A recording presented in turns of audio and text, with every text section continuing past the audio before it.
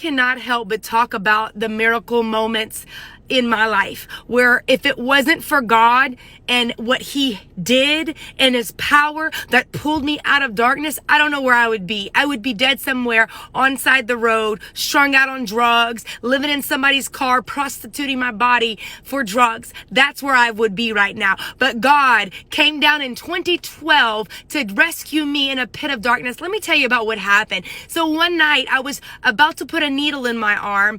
I was about to step into another place of perversion and literally get deep into prostitution whenever the Lord came calling my name. Y'all hear this story. So what happened was I got a phone call that night from an old friend of mine, an old guy friend that I used to talk to. He says, hey, why don't you come over? I'm back in town. So I head on over there. Let's hang out. So he starts talking about this place called Teen Challenge that he just got back from Teen Challenge. And he says, you need this place. And I said, I don't need this place. I don't know what you're talking about. There's nothing wrong with me, obviously, right? I'm in addiction. I'm in denial, right? So anyway, while I'm with this guy, I get a phone call from one of my family members telling me that my twin sister is in labor with her first child, about to give birth to a baby named Judah. Okay, my twin sister was my best friend, is my best friend, and my womb mate. Okay, I do anything for her. I drop anything for her.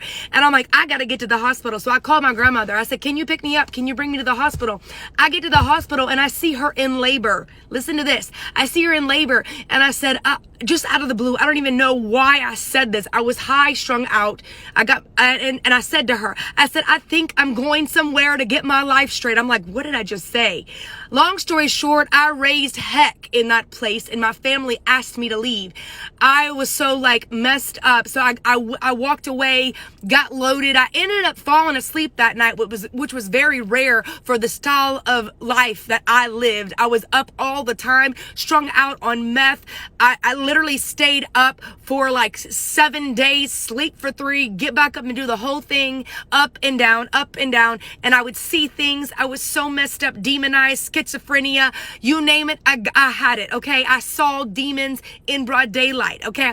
But anyway, so I go back to my friend's house, right? And I was just like, whatever, if they don't want me around, whatever, So I went to sleep that night, and the next morning I woke up with the picture of the baby, my twin's baby, on the phone. And I'm like, oh my word, this baby. Something grabbed at me in that moment. I was like, what is happening to me? There was something in me that wanted to do right. There was something in me that wanted to begin to walk different. I knew I was messed up, but I was in denial about my life. I never thought that there was any way out of the place I was in. I called my mom. I said, Mom, I need help. I've got to get to a place that can help me. Can you help me get into Teen Challenge? Long story short, my mom got me a spot in Teen Challenge. Within 7 days, I go home. I'm packing for Teen Challenge.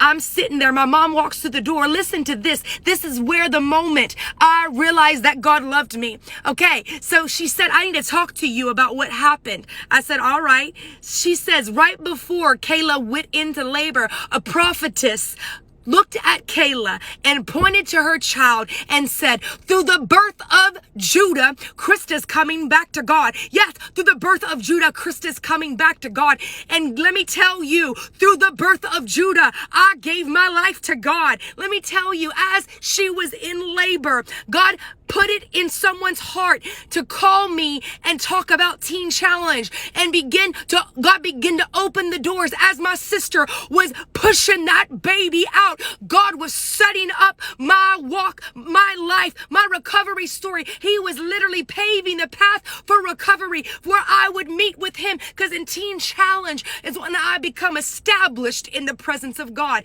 where God opened that door. But it was through the birth of Judah that I came back to God. And let me tell you, God is on the scene in your life. No matter what you've been through, he loves you. In that moment, God said to me, I never left you. I've never forsook you. I love you. And God did it this way so that I would know that he was seeking me.